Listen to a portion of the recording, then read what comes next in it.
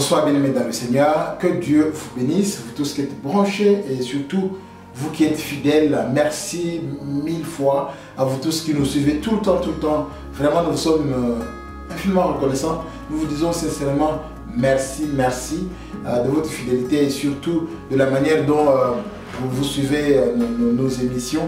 Que Dieu vous bénisse. Alors aujourd'hui nous avons un grand thème, chrétien et son Goliath. As-tu un Goliath ou c'est toi le David de ta famille? Nous allons le découvrir tout de suite dans ce thème qui est affiché. Et sur les Écritures, nous allons aller dans les Écritures pour comprendre qui est Goliath, qui est chrétien et qui est David aussi.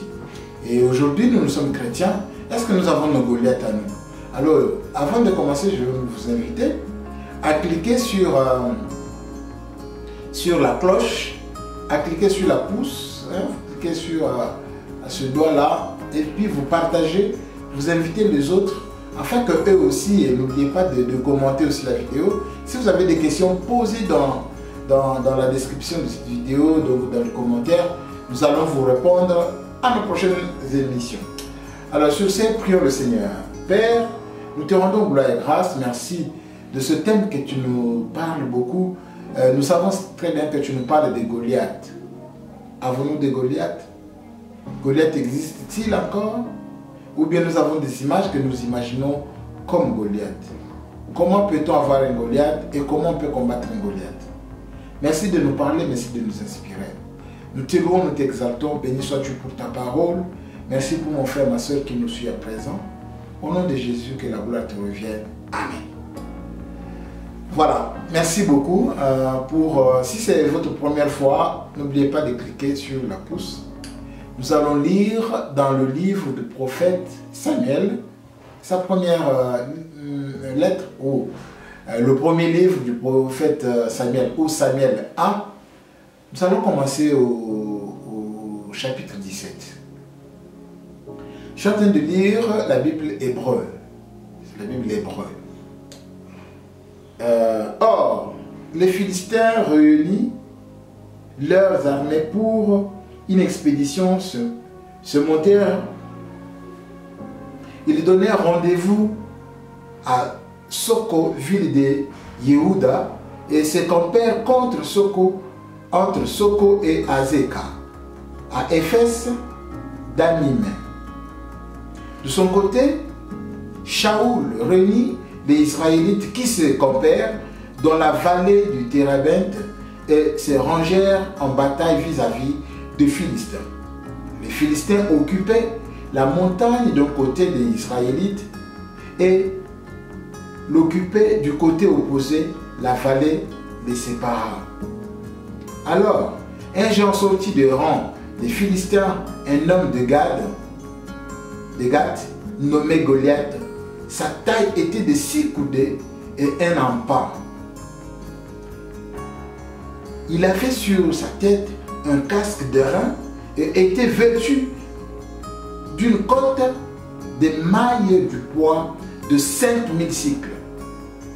Il avait de jambères d'airain aux jambes et un javelot d'airain sur l'épaule. Le bois de sa lance rassemblée à une en souple de tisserand et elle se terminait par un fer du poids de 600 cycles. Le porteur du bouclier marchait devant lui. S'avançant donc, il cria ces paroles aux lignes d'Israël. Pourquoi vous disposez à livrer bataille? Ne suis-je pas moi, le Philistin, et vous, les sujets de Shaoul?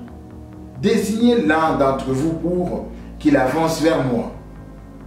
Si, en combattant avec moi, il emporte et me tue, nous deviendrons vos sujets. Mais si c'est moi qui triomphe et le tue, vous serez nos sujets et nous obéirez. Oui, ajouta le Philistin, je défie en ce jour les rangs d'Israélites. Donnez-moi un homme qui, que nous nous battions ensemble. Shaoul et tout Israël, entendant ces paroles du Philistin, furent consternés et eurent grand peur. Or, David, fils de cet Éphathème, de Bethléem à Yaoud, qui se nommait Jessé et avait 8 fils à l'époque de Shaoul, et c'était un vieillard comptant parmi les hommes d'âge. Les 3 fils aînés de Jessé étaient partis poursuivre Shaoul dans cette campagne. Les 3 hommes partis pour la guerre se nommaient Aîné, Eliab, son épiné, Abinadab et le 3e Shama. David était le plus jeune et les 3 aînés seuls avaient suivi Shaoul. Pour David, il allait et venait quitter Shaoul pour garder les brebis de son père à Bethléem. Les Philistins donc s'avançaient chaque matin et chaque soir et se présentaient ainsi pendant 40 jours. Cependant, Jessé dit à David son fils, « Prends, je t'ai pris pour tes frères et épha de blé grillé et ce 10 pains, porte-les vite au camp et porte-les vite au camp à tes frères. Ces 10 fromages, et tu les porteras au chef de la division. Tu t'informeras du bien-être de tes frères et te muniras d'un gage de leur part. » Shaoul avec eux, ainsi que tous les hommes d'Israël, étaient dans la vallée du Térébinthe, rangés à batailler contre les Philistins. Le lendemain, le beau matin, David laissa les troupeaux aux soins d'un gardien et partit avec sa charge selon la recommandation de Jessé son père. Il atteignit l'enceinte du camp comme l'armée débouchait sur le camp de bataille et poussait les cris de guerre. Israélites et Philistins s'alignèrent ligne contre ligne. David remit les objets qu'il portait aux mains du gardien des bagages, courut vers le rang et alla s'informer de la santé de ses frères. Tandis qu'il s'entretenait avec eux, voici venir le géant Goliath, le Philistin de Gath, sortant de rang des Philistins et tenant le même discours. David entendit tous les Israélites en voyant cet homme lâchèrent pied devant lui, fort effrayés. Et les hommes d'Israël se disaient, avez-vous vu cet homme qui avance? C'est pour défier Israël. Avez-vous cet homme? C'est pour défier Israël. Qu'il se met en avant, et bien celui qui le vaincra, le roi le comblera de richesses, lui donnera sa fille et exemptera la famille de son père de toute charge en Israël. David s'adressa à ceux qui étaient près de lui, demanda, que fera-t-on à l'homme qui a vaincu ce Philistin et délivré Israël de l'ignominie? Qu'est donc ce Philistin et cet incirconcis pour insulter le joint du Dieu vivant? Le peuple qui répéta la même chose, ajouta-t-elle, sera la récompense de l'homme qui aura vaincu. Eliab, son frère aîné, l'entendant parler ces hommes, s'est mis en colère contre David et dit, « Pourquoi es-tu descendu ici? Et à qui as-tu confié ces quelques brebis dans le désert? Je connais ton caractère volontaire et vicieux, car c'est pour voir la guerre que tu es venu. » « Et qu'ai-je donc fait? Répondit David. c'était une simple parole. Le quittant, alors il s'adresse à un autre à qui il tint le même discours. Des gens lui firent la même réponse. Vous pouvez aller jusqu'au verset 58. Alors, j'ai voulu me lire pour que vous puissiez comprendre comment est l'histoire. C'est sur base de ça que nous allons vraiment parler, discuter, échanger. Car au verset 16, au chapitre 16, le chapitre 16 nous a présenté le tableau général du caractère de David dans sa position comme roi de l'Éternel. D'une manière particulière, dans ce rapport avec Saoul, le chapitre 17 recommence, pour ainsi dire, le tableau de son histoire à un autre point de vue. De là, cette perception, répétition, apparence superflue de ces relations de famille que nous trouvons au verset 12 et 13. Ce qui nous a présenté maintenant, ce n'est plus le caractère, mais le caractère et l'activité du David, type du Christ.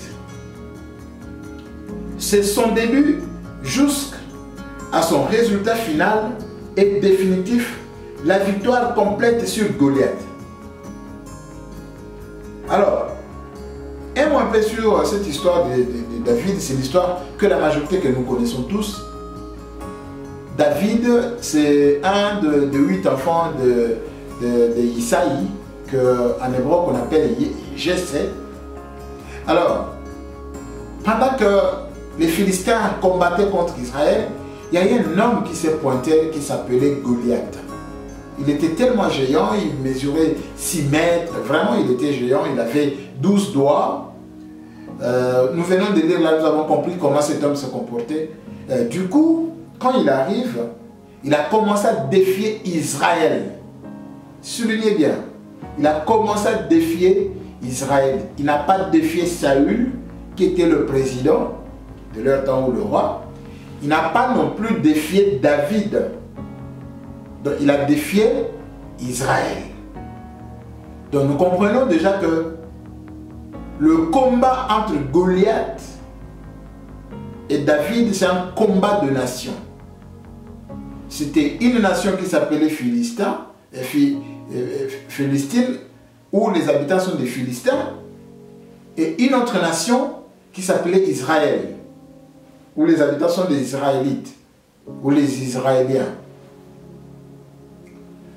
Les Philistins vont sortir ce géant pour défier Israël qui était une autre nation. Ce n'était pas question de famille. Je précise très bien. Ce n'était pas question de famille. Parce que je n'aurais pas aussi été trop long pour ne pas trop vous embrouiller, parce que c'est l'histoire que vous connaissez de Goliath. Mais ici, l'emphase est mise sur le mot Goliath-David. Que représente Goliath et que représente David? David représente le Christ. Je dis bien, David est le type de Christ. Goliath est le type de Satan. Dans cette histoire, les Philistins avaient été déjà vaincus plusieurs fois. Mais non leur chef, le géant Goliath. Il se présente sûr de sa force devant le peuple assemblé et le met au défi. Et quand il le renie, il réussit à respirer la terreur à ceux, c'est le pluriel, à ceux qu'il veut asservir, et il s'écrie: moi, je vais outrager aujourd'hui le troupe rangé d'Israël. Il ne sait pas que ce n'est pas avec Israël, mais c'est avec Dieu qu'il combattait. Ce Goliath, quand il s'est pointé, ce n'était pas avec Israël. Donc il était en train de combattre Dieu. Qui est ce Goliath? Nous allons le découvrir tout à l'heure. Au verset 17, en fait, c'est ce qui le perd.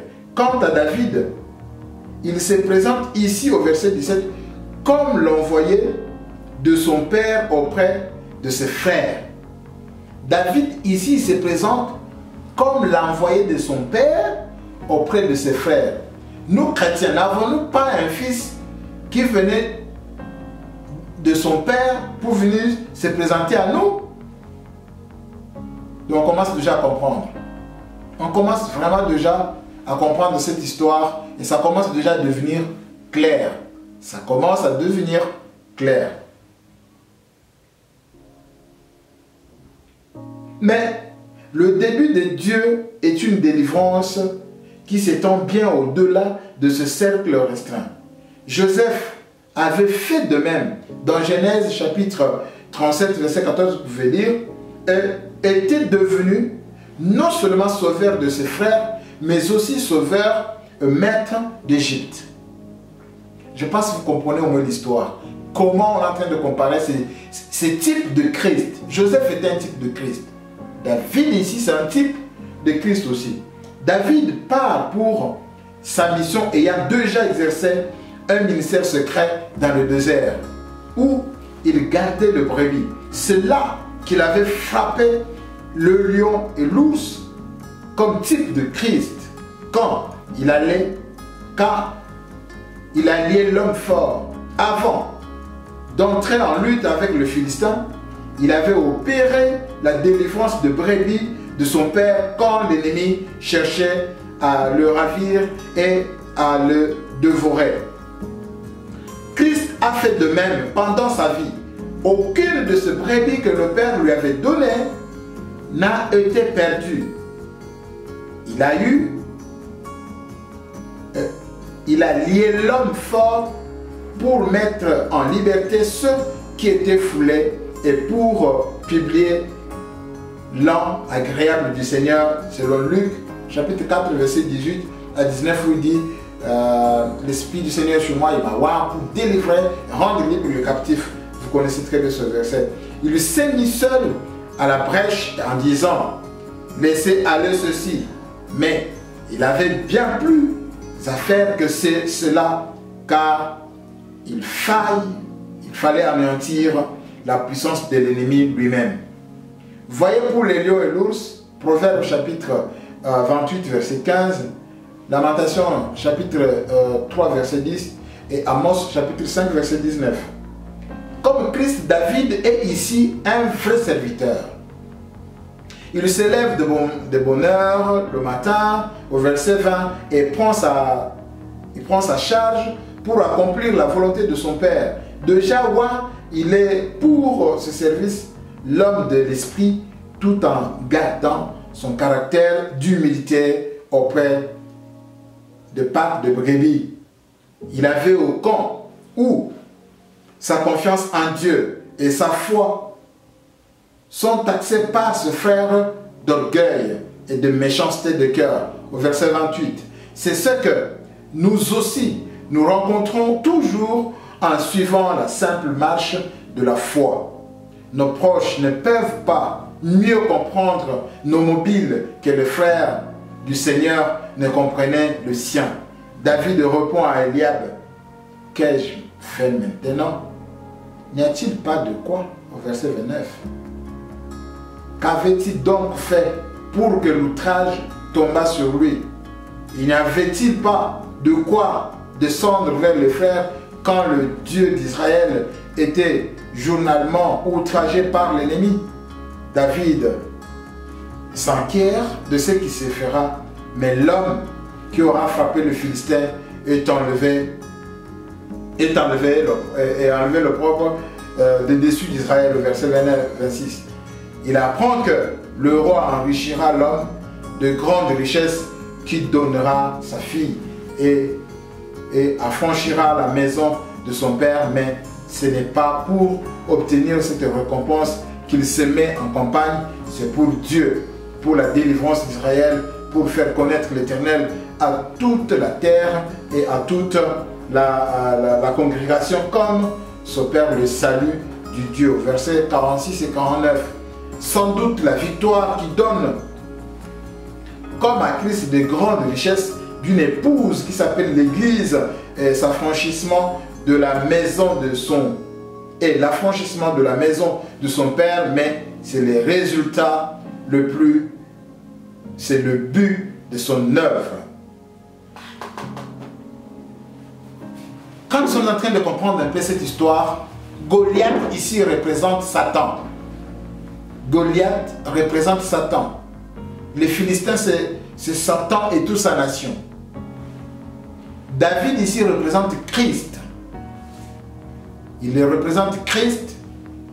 Et le peuple d'Israël, c'est l'Église. Écoutez très bien l'histoire. Dans cette histoire, David, avant d'arriver ici, David gardait le brebis. Il gardait le brebis de son père. Quand même il était roi. Il a été roi pendant qu'il gardait le brebis. Vous pouvez lire au chapitre 15, 16, vous allez comprendre cette histoire. Et c'est là que son père va décider de l'envoyer pour aller rencontrer ses frères qui étaient au combat. Parallélisme. Jésus est en train de dire dans Jean chapitre 17, il est en train de faire une prière, il dit, Père, je te rends gloire de ce que tu m'as donné, de tout ce que tu m'as donné, je n'ai perdu aucun d'eux. Le gardien de brebis. Il dit, de tout ce que tu m'as donné, je n'ai perdu aucun d'eux. David, le jour où l'ours et le lion sont venus agresser les brebis, il a poursuivi pour arracher. Il n'a perdu aucun d'eux. Alléluia. Il n'a perdu aucun d'eux. Alors, devant ce Philistin Goliath, Goliath dit, je te maudis au nom de mes dieux. Et David dit, moi je vais au nom du Dieu vivant, le Dieu des armées d'Israël. Jésus est venu délivrer son peuple qui était assujetti. C'est pourquoi dans Luc 4, il est en train de dire, je suis venu délivrer ceux qui étaient liés. David, type de Christ. Goliath, type de Satan. Alors,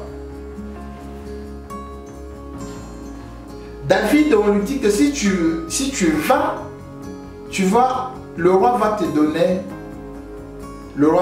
sa fille en mariage. Jésus vient, Jésus meurt.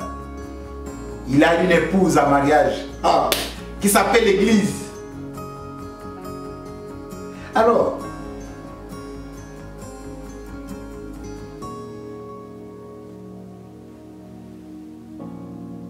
je ne sais pas si vous êtes en train de comprendre. Jésus se présente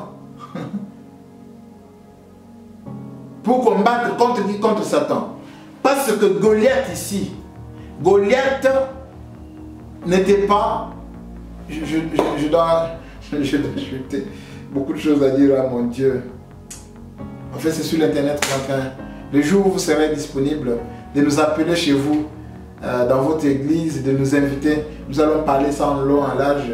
J'ai écrit au moins 2 pages, c'est vraiment 2 pages, mais je suis en train de résumer parce que sur l'internet, ces derniers temps, les gens n'ont plus beaucoup de temps. Alors, laissez-moi maintenant terminer, vous donner un peu ce parallélisme. On dit, le roi dit, le Philistin, ici Goliath, représente Satan. David représente Christ. Et le Philistin ici, il n'était pas, donc Goliath n'était pas le Goliath de David. Il n'était pas le Goliath de Saül.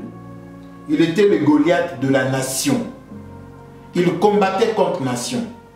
Comme Goliath s'opposait contre toute une nation, il faudrait, pour le vaincre, il ne faudrait pas que toute la nation, comme les Philistins ne sont pas venus en masse pour attaquer directement Israël, ils sont venus mais ils ont sorti une personne. Et Israël aussi de l'autre côté, et il dit, sortez aussi un héros chez vous et vous allez nous opposer entre nous 2 héros. Celui qui vaincra, c'est celui-là. Et si vous nous vainquez, nous serons vos esclaves. Et si vous remportez la victoire sur nous, et vous serez nos esclaves, et vous serez... Si nous remportons victoire, Israël, vous serez nos esclaves. Et si Israël remporte la victoire, les Philistins seront des esclaves. Alléluia. Du coup, nous sommes en train de voir que le combat de Goliath était un combat de nation. Alors, comme les Philistins ont sorti leur héros, il faudrait qu'il y ait aussi un héros venant du côté des Israélites. Donc, Goliath était un géant pour la nation d'Israël. Ce n'était pas un géant individuel ni personnel de David. David est sorti comme un héros national. Il n'était pas héros individuel. Il était un héros national. Ça, c'était pour la nation d'Israël. Pour notre temps ici, est-ce que tu as un Goliath? Non. Aucun chrétien n'a un Goliath à lui. Parce que Goliath n'était pas un Goliath individuel, il était un Goliath collectif, un Goliath de la nation. Nous, dans notre temps, un chrétien, nous avons aussi un héros qui est sorti pour combattre le diable qui combat toute la nation, qui combat l'église. Ici, Israël est représenté en église. Souvenez-vous, dans mes vidéos précédentes, je vous ai toujours dit que Dieu, en abandonnant Israël avec le prophète Malachi, il s'est tué pendant 40 ans, 400 ans. Pendant 400 ans, pour créer une autre nation qui s'appelle l'Église. Et dans cette nation Église, le diable s'est pointé comme un Philistin Goliath. Alors Dieu, pour le vaincre, il doit choisir aussi un David qui s'appelle Christ. Il doit l'envoyer en lui promettant que si tu vaincras le diable, moi je vais te donner l'épouse. Je vais te donner une épouse, je vais te donner une femme. Exactement, ça doit se passer comme ça. À la croix de Golgotha, on est en train de voir Jésus en train de combattre contre le diable. Jésus meurt, il vainc le diable. Quand Jésus mourait à la croix, le diable pensait que c'était fini le troisième jour. L'homme de Galilée ressuscitait de mort. Goliath terrassait. Goliath qui terrassait ta vie. Goliath qui menaçait l'épouse du Christ. Quand Goliath menaçait l'épouse du Christ, et c'est comme ça que, après 3 jours, quand Jésus est ressuscité de mort, Satan vaincu. Satan vaincu. Donc maintenant là, tu n'as plus de Goliath. Manque de mariage, ce n'est pas un Goliath. Manque de mariage, ce n'est pas un Goliath. Manque du travail, ce n'est pas un Goliath. Manque du boulot, ce n'est pas un Goliath. Si les choses n'avancent pas, ce n'est pas un Goliath. Ce sont des situations. Tu ne peux pas comparer cela à cette histoire des Philistins. Pourquoi vous chrétiens aujourd'hui? Nous avons notre Bible. Dans la Bible, il y a tout, bien aimé. Dans la Bible, on nous parle de tout. Nous sommes du Nouveau Testament. Les histoires qui se sont passées dans l'Ancien Testament nous enseignent. Et nous ne pouvons pas prendre cela, copier-coller comme en informatique, pour le calquer sur nous. Impossible.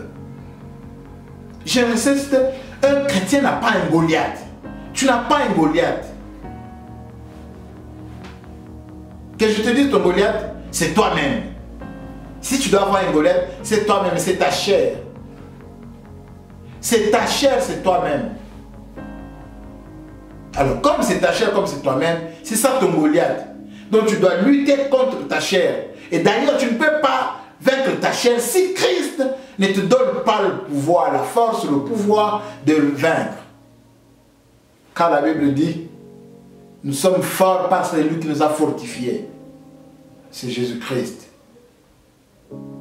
La bataille de Goliath et celle de Philistin, c'est le monde comme son chef est maintenant un ennemi vaincu devant lequel nous avons le bon courage. Bien que, d'autre part, l'angoisse ou la tribulation doivent nous accompagner. Notre Goliath est déjà vaincu. Le diable est vaincu. Malgré les angoisses, malgré les difficultés, nous marchons dans la victoire. Nous ne combattons plus pour la victoire, mais nous sommes dans la victoire, car Christ a déjà vaincu. Est-ce que quand David avait vaincu Goliath, posons-nous maintenant deux questions. Israël continuait à prier. Aujourd'hui, on va tuer notre Goliath. Quand les Babyloniens sont venus, est-ce que c'était encore des Goliaths? Quand les Romains sont venus, s'accaparer d'eux. Est-ce que c'était Goliath? C'était plus Goliath. Goliath, son histoire était finie et enterrée. Ils n'ont plus parlé d'eux, de lui. Mais vous aujourd'hui, vous avez un problème, c'est Goliath. Eh, Goliath. Finalement, c'est quel évangile que vous avez? C'est quel évangile que vous avez? L'évangile de Christ n'est pas comme ça. Et puis les plaies de chaque jour. Quand Goliath n'a pas Kota, Panza Bango, mon pasteur Baron Bala disait, qui vous a demandé beaucoup de Nabaka na quand il y a diable? On vous a dit, entrez en Christ et enracinez-vous. Mais vous allez dans le camp du diable. Qui vous a invité là-bas? Vous fuyez le camp de Jésus, le camp de paix, pour aller dans le camp des Philistins. À la croix, il a cloué le diable. Il cloué le diable. Il a vaincu. Il est le vainqueur éternel. Bien-aimé, tu n'as plus un Goliath. Tu as que Jésus. Jésus a déjà vaincu, entre guillemets, ces Goliaths-là.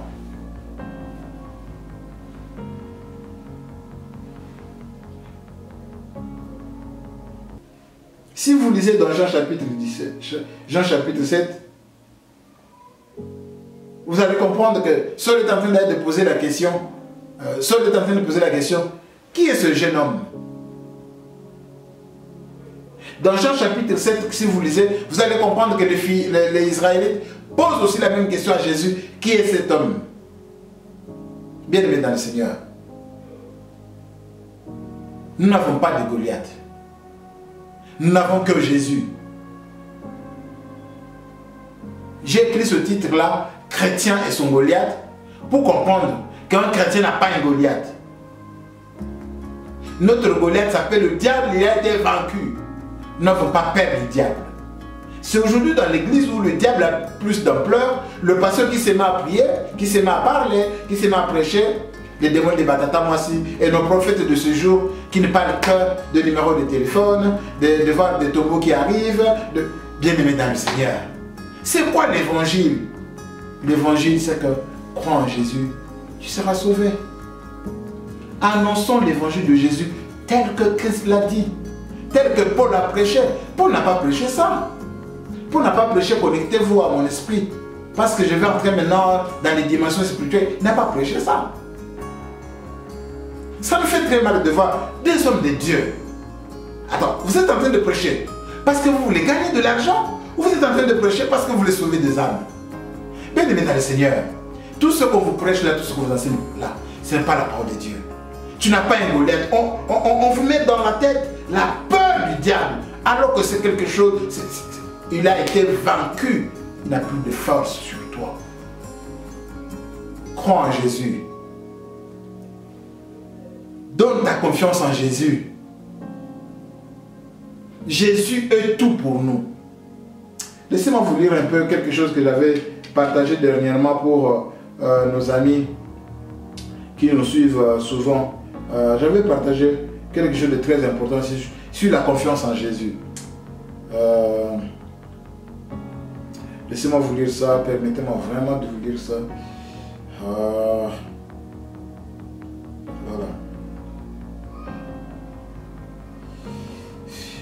Fais confiance en Jésus. Dans Luc chapitre 21, chapitre 11, pardon, verset 21. Lorsqu'un homme fort et bien armé garde sa maison, ce qu'il possède est en sûreté. Au verset 22, il est dit, mais s'il y a un plus fort que lui, survient et le dompte, il lui enlève toutes les armes dans lesquelles il s'est confié et il distribue le dépouillement. Jusqu'à présent, Satan était un homme fort et bien armé qui régnait sans partage sur sa cour. Ceux qui étaient possédés par des démons étaient sous sa coupe. Et personne ne pouvait lui disputer son bien. Ses possessions étaient en sûreté. Nul ne pouvait contester son pouvoir. Cela était avant que Jésus ne vienne. Mais le Seigneur Jésus-Christ est le plus fort que Satan. Il est survenu. Il a triomphé de lui. Lui a enlevé toutes les armes et distribué ses dépouilles. Même ses critiques ne pouvaient nier que Jésus chassait le démon. Cela signifiait donc que Satan avait été dompté et que ses victimes étaient libérées. Voilà ce que ce verset de Luc chapitre 21 et Luc 11, verset 21-22 voulait nous dire. Satan a été dompté. Jésus a vaincu parce que Jésus est le plus fort. Bien-aimé, abandonne ces prières-là. Abandonne ces choses-là. Viens à Jésus. Nous t'appelons. Viens à Jésus. Tu n'as plus de Goliath. Quand on va te dire prie contre Goliath, dis à ton pasteur là, moi, je n'ai pas de Goliath. Je Christ et Christ a déjà vaincu. Que Dieu vous bénisse. Alors je vais vous prier. Si vous n'êtes pas encore abonné, abonnez-vous à notre chaîne s'il vous plaît. Le numéro de contact est là, vous voulez nous soutenir, n'hésitez pas. Nous sommes une génération, c'est une génération qui annonce l'évangile de Jésus tel que Christ l'a prêché, tel que Christ nous a recommandé d'enseigner. Nous n'enseignons pas pour gagner de l'argent, nous n'enseignons pas pour se faire un homme, mais nous enseignons pour que la gloire revienne à Jésus. Mais si le Seigneur vous touche, que vous voulez nous soutenir, vous êtes libre de le faire. Ce n'est pas une obligation, mais vous êtes libre de le faire. Que Dieu vous bénisse. Nous allons encore parler la fois prochaine, comme je vous avais promis. Je vous avais parlé que nous parlerons de Goliath. Et la fois prochaine, je pense que nous allons parler de l'idolâtrie d'Azaph. J'insiste sur ça, parce que nous allons en parler. Azaph. Dieu, pourquoi les méchants prospèrent, mais moi qui t'essaie chaque jour, je ne prospère pas. C'est la prière de plusieurs. Nous allons en parler dans la vidéo prochaine. Que Dieu vous bénisse. Restez prochains. Vous aimez, nous allons quand même prier, Père. Merci parce que nous avons compris que nous n'avons pas de Goliath.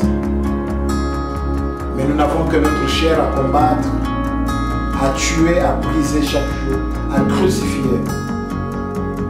Et nous avons compris que nous ne devons que porter la croix dessus.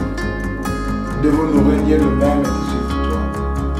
Merci de nous avoir révélé que nous n'avons plus de Goliath à combattre, mais nous n'avons que notre chair à combattre. Parce que dans cette histoire, nous avons compris que David représentait Christ qui devrait vaincre le diable. Il a vaincu. Nous sommes victorieux par l'œuvre de la croix que Christ a accomplie. Que ton nom soit béni, Jésus. Merci.